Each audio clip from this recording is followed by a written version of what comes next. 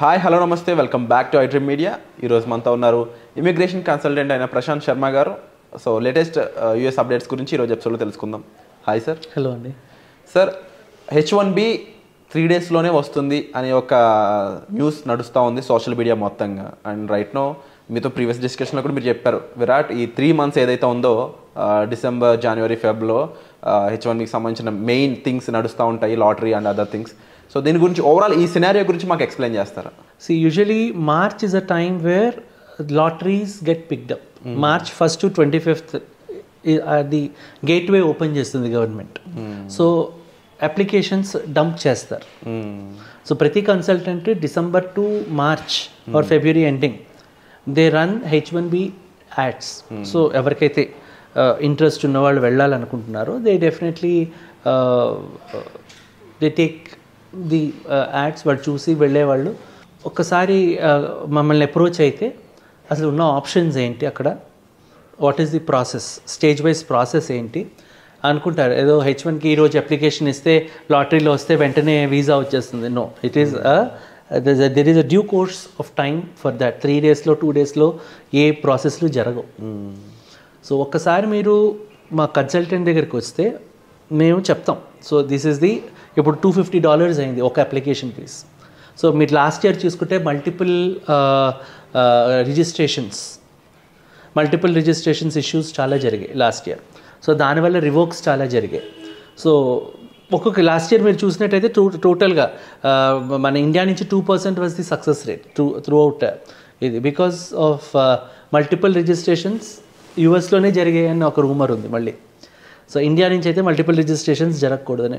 అంటే multiple registrations అంటే for example మీరు వచ్చారు మా దగ్గరికి. సో మీ అప్లికేషన్ని మేము 4 states వేస్తారు. 4 different statesలో నుంచి లాటరీ పికప్ అయ్యే ఛాన్సెస్, పర్మిటేషన్స్ పెరగడానికి వేసేవారు డిఫరెంట్ స్టేట్స్ నుంచి. సో ప్రస్తుతం ఆ మల్టిపుల్ రిజిస్ట్రేషన్స్ అన్న కాన్సెప్ట్ని గవర్నమెంట్ హ్యాస్ స్టాప్డ్. సో వాళ్ళు ఇంటర్నల్గా యూఎస్లో చేసుకుంటున్నారా లేదా అనేది పక్కకు పెడితే ఇండియా నుంచి అయితే that has become it is an illegal process. So ఒకసారి అది రిజిస్ట్రేషన్ అయితే ఫర్ ఎగ్జాంపుల్ మీ ఫైల్ని మేము టెక్సస్లో వేసాం, మీకు ఒక బెనిఫిషరీ నెంబర్ అనేది జనరేట్ అవుతుంది. And your lottery will be picked up on the basis of your beneficiary number. అది ఎప్పుడు తెలుస్తుంది? మార్చ్ 30వ తారీఖు usually the lottery pickup time అనమాట. అది తెలిసినప్పుడు మాకు అటార్నీస్ అక్కడ క్లాసిఫై చేసుకొని దే లెటర్స్ నో దట్ ఇదిగో ఈ క్యాండిడేట్స్వి ఈ బెనిఫిషరీ నెంబర్స్ తోటి పికప్ అయ్యాయి. సో ఒక్కసారి అది బెనిఫిషరీ నెంబర్ పికప్ అయిన తర్వాత then actual story would start. So అప్పుడు స్పాన్సర్షిప్ లెటర్ అన్నది ఒక ఎంప్లాయర్ ఎవరి ద్వారా అయితే మనం ఈ బెనిఫిషరీ వేసామో హీ హ్యాస్ టు గివ్ ఒక LCA అన్నది ఫైల్ చేయాలి. ఒక డెడ్ లైన్ ఉంటుంది. ఆ డెడ్ లైన్లోగా attorney will file an LCA. ఆ LCA ఫైల్ చేసిన తర్వాత that validity will be minimum for 3 years. Okay. So అందుకే ఇనీషియల్గా వీసా పడడం కూడా 3 yearsకే పడుతుంది. And H1 overall time frame is for 6 years. So అది రెన్యూ అవుతుంది. సో ఈ 3 yearsలో ఈ LCA అప్రూవ్ అయిన తర్వాత ఆ LCAలో వేజ్ రేట్ అనేది ఇస్తాం. They have to stick to that veg rate. అది ఇచ్చిన తర్వాత LCA వచ్చిన తర్వాత అప్రూవ్ అయిన తర్వాత ఒక ఈ క్యాండిడేట్ డాక్యుమెంటేషన్ అంతా తీసుకొని ఒక అప్లికేషన్, ఒక 100 pages of application attorneys has to do. ఆ హోంవర్క్ వాళ్ళది చేసి ఒక అమౌంట్ అన్నది గవర్నమెంట్కి కట్టాల్సి వస్తుంది. అది ప్రీమియం ప్రాసెసింగ్గా, జనరిక్ ప్రాసెసింగ్గా. దానికి కూడా ఇప్పుడు రేట్స్ పెరిగాయి మళ్ళీ. $1,500 $2,800 $2,850 for premium processing what ever. Premium processing అంటే 3 daysలోనో 2 daysలోనో ఇమీడియట్ ఇన్స్టెంట్ డెసిషన్స్కి వస్తాయి. సో అగైన్ దాని మీద RFIs పడే ఛాన్సెస్ ఎక్కువ ఉంటాయి. So almost all the consultants go on a regular generic process only. So వెళ్ళిన తర్వాత దాని మీద RFIs రైజ్ అవుతాయి. ద కేస్ ఇప్పుడు USIC వెబ్సైట్లో they can view the case order ID which will be share to the candidate. So అక్కడ ఈ receipt numbers వాళ్ళకి అంటే ఫెడెక్స్ చేస్తారనమాట ఈ అప్లికేషన్స్ అంతా. అప్లికేషన్ ఫెడెక్స్ చేశాక ఫెడెక్స్ నెంబర్స్ ఇవ్వడం జరుగుతుంది క్యాండిడేట్స్కి. And then the next process receipt number ఇస్తాం. అంటే మీ పేమెంట్ మీరు కట్టిన ఈ అమౌంట్ గవర్నమెంట్కి వెళ్ళింది, ఓకే, అమౌంట్ రిసిప్ట్ నెంబర్స్ ఇవ్వడం జరుగుతుంది. Is all stage wise process.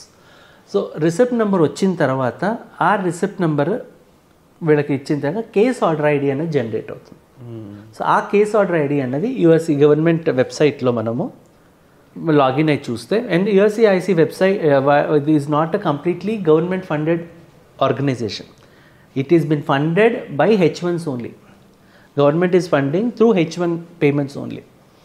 So ఈ అమౌంట్స్ ఏదైతే అక్కడ కడతారో 3 lakhs 3.5 lakhs what ever the payment the pay, ఆ పేమెంట్ వచ్చాక వాళ్ళ రివ్యూ జరగడం జరుగుతుంది. ఆ రివ్యూ అయినప్పుడు RFAs రేజ్ అవుతాయి. ఆ RFAsకి పర్ RFA ఇంత అమౌంట్ అనేది అటార్నీ ఛార్జ్ చేస్తారు. ఆ తర్వాత కేసు అప్రూవల్కి పోతుంది.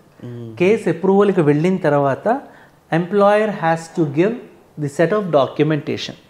అది బేస్ చేసుకొని వీళ్ళు DS-160 ఫిల్ చేసి, US ట్రావెల్ డాక్ ఫిల్ చేసి, వీసా ఫీజులు కట్టుకొని ఎంబసీకి వెళ్ళి ఇంటర్వ్యూ ఇచ్చుకొని దెన్ ఎస్ ఆర్ నో అన్నది తెలుస్తుంది. ఇంత ప్రాసెస్ ఉంటుంది. ఇదంతా ఒక 3 daysలో జరిగిపోయే వ్యవహారం అయితే కాదు. దీనికి 3 నెలలు పట్టచ్చు, 6 నెలలు పట్టచ్చు, సంవత్సరం పట్టచ్చు. ఈ ఓవరాల్ ప్రొసీజర్లో మీ హెల్ప్ ఎక్కడ నీడ్ ఉంటుంది అండ్ మిమ్మల్ని కాంటాక్ట్ చేయడం ద్వారా ప్రొసీజర్ ఎంత ఈజీ అవుతుంది? ఎంత ఈజీ అవుతుంది అంటే మేము చేసేది మేము నిమిత్త మాత్రమే. ఇందులో we can't do any magic. But మేము definitely when they approach us, we give the whole explanation to them, giving them a better classifications on a chart. How to go through. How to go through on a stage wise. So ఈ stage wise వెళ్ళగానే first ఇనీషియల్గా ఒక beneficiary నెంబర్కి help చేస్తాం. అక్కడే RR తెలిసిపోతుంది. వాళ్ళు lottery pickup అయితే then they'll continue in this journey. లేదు అక్కడికి ఆ ఇయర్కి వదిలేయడమే. ఓకే. సో ఎవరైతే బెనిఫిషరీస్ పికప్ అయ్యాయో వాళ్ళకి చెక్ లిస్ట్ ఆఫ్ డాక్యుమెంట్స్ మేము ఇవ్వడం జరుగుతుంది. Check list of documents, employer payment ఎంత, మీరు ఇంత గవర్నమెంట్కి పే చేసుకోవాలి అని.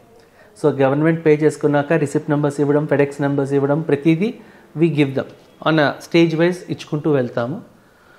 అన్నీ అయ్యాక స్పాన్సర్షిప్ లెటర్స్ వచ్చిన తర్వాత if they want we'll help them with DS-160 and US travel doc. Visa slots book చేస్తాము, వీసాకి వాళ్ళు వెళ్తారు. కావాలంటే VO ట్రైనింగ్ అన్నది ఫ్రీక్వెంట్లీ ఆస్క్డ్ క్వశ్చన్స్ అనేవి ఉంటాయి. Which company, what is your wage అని కానీ నెంబర్ ఆఫ్ FAQs ఉంటాయి. సో FAQs మీద చిన్న ట్రైనింగ్ అన్నది ఇస్తాము. Anything US consulate is luck. Wonderful sir.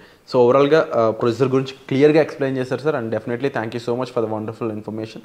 But at the same time ఇండివిజువల్గా మీరు మీ సిచ్యువేషన్ H1Bకి సంబంధించి ఏ పొజిషన్లో ఆగి ఉన్నారు, ప్రీవియస్గా ఆల్రెడీ అప్లై చేసి ఇబ్బంది పడి ఫెయిల్ అయిన ఇష్యూస్లో ఉన్నారా, లేదంటే రైట్ నౌ ఇనిషియల్గా ఇదే ఫ్రెషర్గా అప్లై చేస్తున్నారా, ఎటువంటి సిచ్యువేషన్లో ఉన్నా సరే మీరు డిస్ప్లే అవుతున్న నెంబర్స్ కాల్ చేసి మీ సిచ్యువేషన్ ద్వారా సార్ని కన్సల్ట్ చేసినట్లయితే ఒక ప్రాపర్ గైడెన్స్ అనేది దొరుకుతుంది. అండ్ దీనికి సంబంధించిన అప్డేట్స్ కోసం మీరు ఈ ఛానల్ చూస్తూనే ఉండొచ్చు. సో వచ్చే ఎపిసోడ్లో మళ్ళీ కలుద్దాం. Thank you so much sir. Welcome.